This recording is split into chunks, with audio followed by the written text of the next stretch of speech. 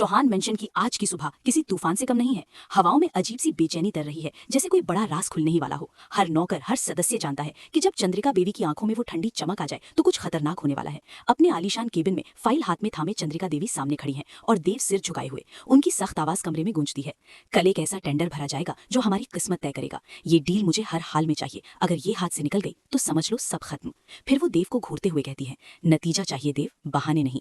देव की बेचैनी उसके चेहरे पर साफ झलक रही है।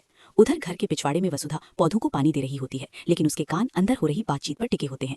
तभी वो कुछ ऐसा सुन लेती है जिससे उसके पैरों तले जमीन खिसक जाती है। उसे पता चलता है कि जिस बिजनेसमैन खन्ना के साथ चंद्रिका देवी हाथ मिला रही हैं, वो असल में एक भगौड़ा और शातिर दिमाग वाला इंसान है।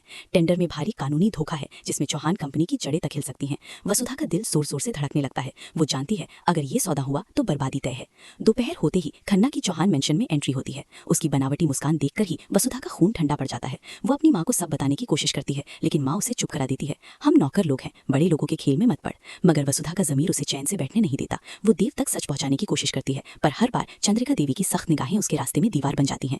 शाम को घर में सीक्रेट मीटिंग रखी जाती है। फाइनल साइन होने वाले होते हैं। देव के मन में शक है, पर माँ का दबाव उसकी आवाज़ दबा देता है। तभी वसुधा एक खतरनाक फैसला लेती है। वो चुपचाप देव की स्टडी रूम में घुसती है और उन कागजों को देखने लगती है जिनमें खन्ना ने चालाकी से कंपनी पर कब्जे का जाल बिछाया है। लेकिन तभी पीछे से एक ठंडी आवाज़ आती है, यहाँ क्या कर रही हो? चंद्रिका देवी वसुधा को रंगे हाथों पकड़ लेती हैं। हाथ मरोड़ते हुए कहती हैं, इतनी हिम्मत कैसे हुई? वसुधा रोते हुए सच बताने की कोशिश करती है, मगर चंद्रिका उसे धक्का देकर बाहर फेंक देती हैं। लेकिन कहानी यहीं खत्म नहीं होती।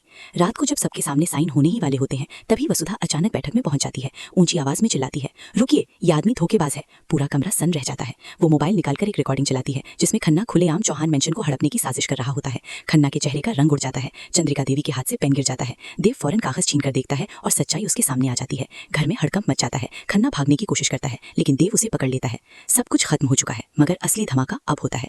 चंद्रिका देवी की आंखों में पछतावे की झलक जरूर होती है, लेकिन अहंकार उन्हें झुकने नहीं देता। वो बस इतना कहती हैं, घर की इज्जत बच गई, मगर वसुधा ने जो हद पार की है उसकी कीमत उसे चुकानी होगी।